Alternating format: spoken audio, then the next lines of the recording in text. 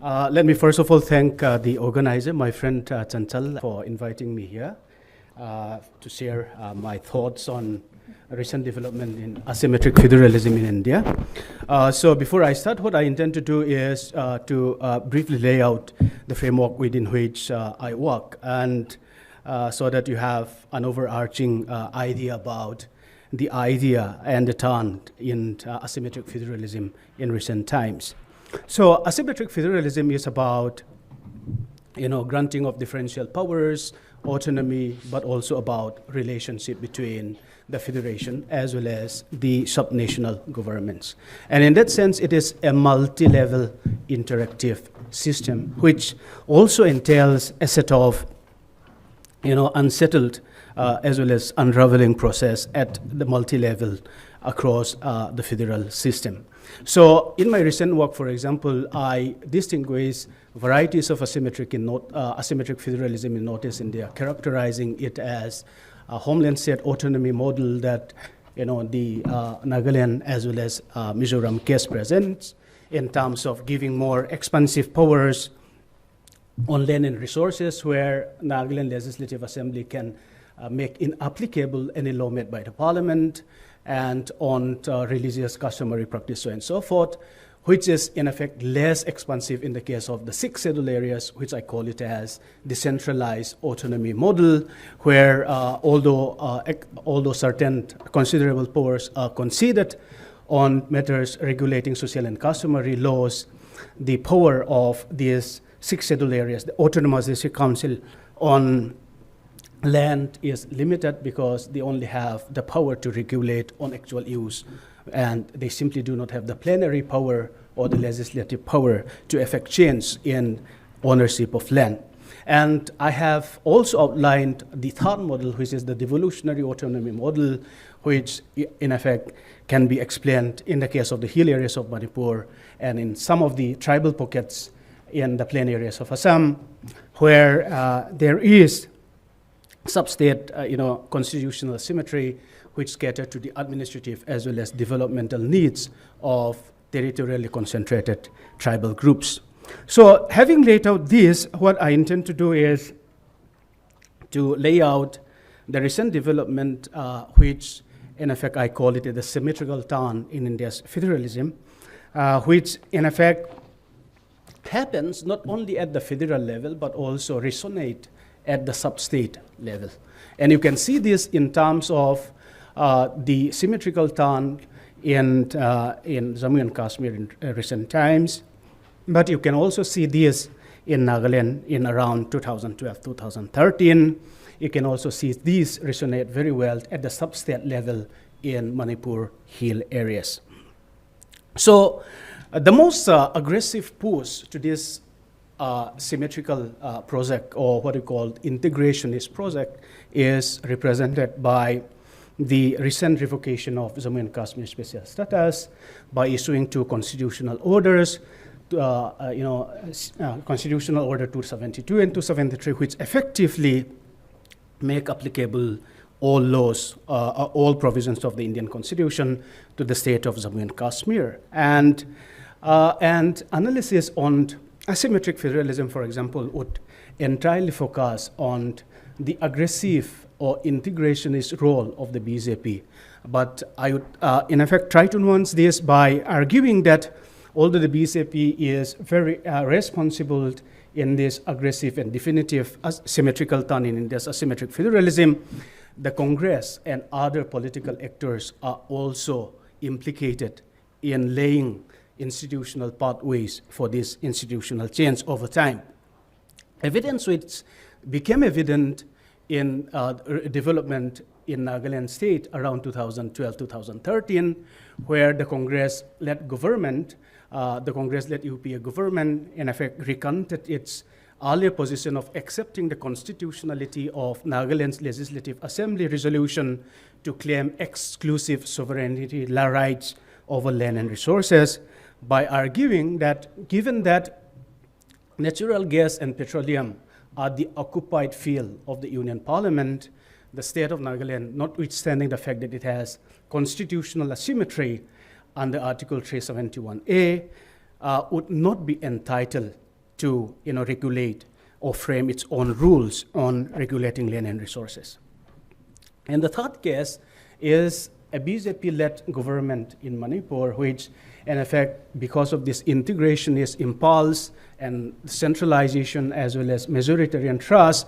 would in effect try to neutralize long-standing constitutional asymmetry at the sub-state level by diluting the composition or constitution of the Hill Areas Committee, which in effect has its precedent in the erstwhile Assam state, where the Hill communities were given substantial power to regulate the terms of relationship between these territorial communities with the state governments by allowing them filter mechanism in ways which give them the plenary powers to regulate the terms of the social and customary practice and so forth. So in order to make sense, I use the analytical framework of actor-centered institutionalism to understand this asymmetrical turn in this asymmetric federalism, both at the federal as well as at the subnational level. And as we all know, that within this framework, there is this argument that institutions are sticky because they are underpin complex power relationship, and this stickiness of political institution might be changed by the emergence of opportune political opportunity structure or certain critical junctures or tipping point, or as it were, path dependency, right? And these are affected when you have a complex alignment of the agenda, interests, as well as the ideas of actors, multiple actors at multiple levels across the polity. So I would nuance this by arguing the equally important role that intermediate agencies like context, political context and structures of institution play in affecting this change. So if you look at closely the literature, you'll find that there is a grain of literature which argues that asymmetric federalism is not central to India's national imaginary, and by the extension or implication to the management of conflict, which I argue otherwise, because had it not been for constitutional asymmetric federalism, given that in the crisis situation in 1947, the partition crisis, the massive communal violence, the integration of princely states, and subsequently the reorganization of linguistic provinces in the 1950s, 60s, which continued till the 1970s, and recently ended with the formation of Telangana in 2014, for example, would leverage the overarching imperative of securing administrative as well as political expediency, right? So although this administrative as well as political expediency came into play, given that you have enormous linguistic, religious as well as political histories which are distinctive, asymmetric or crafting asymmetric institutions become inevitable and unavoidable. So you'll see this in terms of the, if you are to situate within the crisis literature, we'll consider, for example, that 1947 itself is an important critical juncture in crafting asymmetric institutions. And those are the time where you have competing debates between what I call the integrationist as well as accommodationist, the debates of which are resonating very well in the Constituent Assembly debates. And prior to that, in the Linguistic Commission report headed by Mr. Dhar, and which in effect come to this sense that given that we have partition at hand, India has now become a majority Hindu state, and therefore some of the symbolic superstructure of the state should represent the majority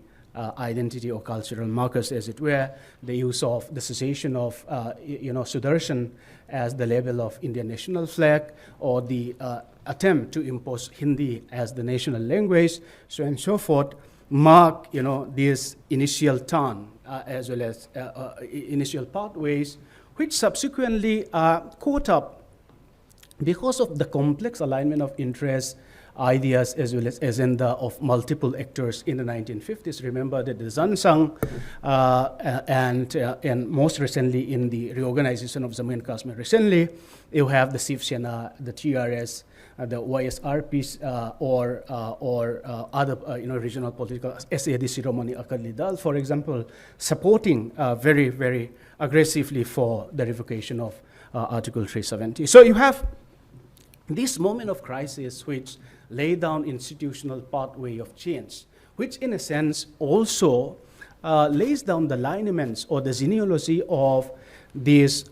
aggressive integrationist push which remained sidelined for quite a considerable period of time in the 1950s and 60s, which in effect got changed as a result of the changed political opportunity structure that came about as a result of the consolidation of the BJP both at the state as well as the federal level in 2014 and 2019. So you can make a sense in which these critical juncture or path-dependent change in political opportunity structure also affect or lays down favorable conditions for institutional change.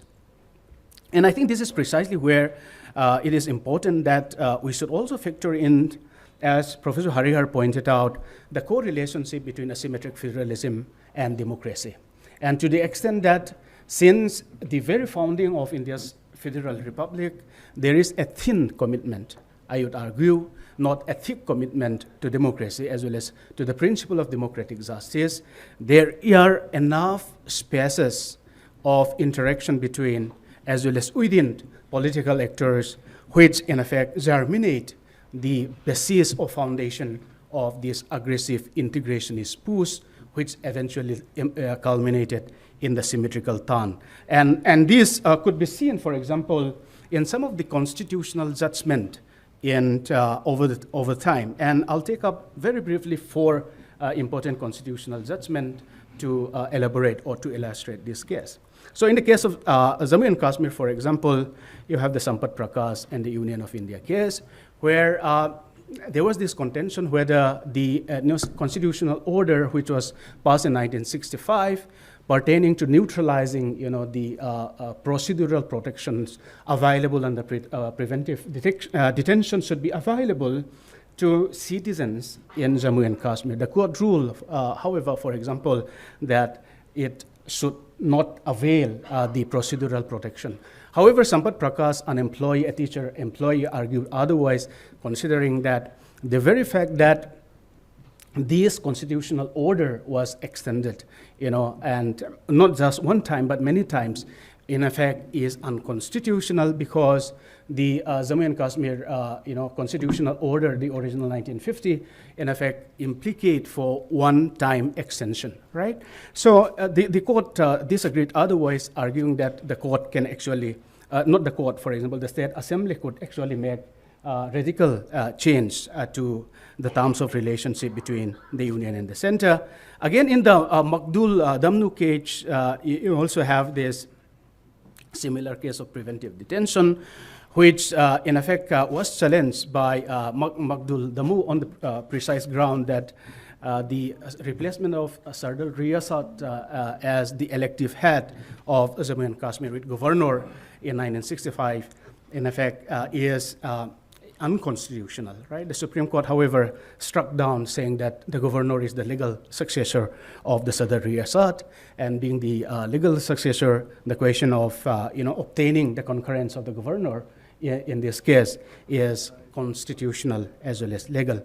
And in the notice in there, you'll find 2 important cases which have important implications on how this symmetrical impulse or the integration push could be seen in terms of thin commitment to democracy as well as democratic justice, in terms of the role of the governor, who otherwise is considered to have a special constitutional role in protecting the tribal communities who are, ESCONs within distinctive autonomous councils.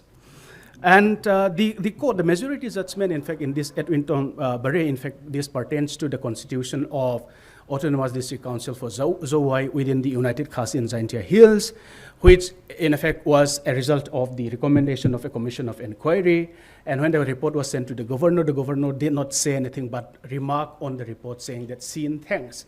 And the question was whether the governor apply his mind or apply his discretionary power in filtering the possible effect of this legislation or report executive decisions on United Khasin. I'll just stop in 1 minute, right? So the counter argument that Muhammad Hidayatullah made in this is quite quite illuminating, in the sense that he says that the constitutional scheme of things, in effect, requires that the governor plays a proactive role in protecting tribal communities, which cannot be seen as in alignment with our commonsensical understanding of conventional role that governor plays in other parts of India, that is, that the governor should be bound by the aid and advice of the Council of Ministers under Article 163, Clause 1, Subclause 1. And somehow the majority view prevailed, and the result of which is that you have this commitment to democracy under Scanner, right? And the last is in the case of Manipur, you have the recent case in 2018, which was decided with the High Court of Manipur, where the case pertained to the disallowance of the chairman of the district council in Manipur to facilitate a no confidence motion on the ground that he should not be entitled to move this no confidence motion within 1 year of his dismissal from office. And the state government come up with this interesting legislation by bringing about amendment in the District Council Act by inserting that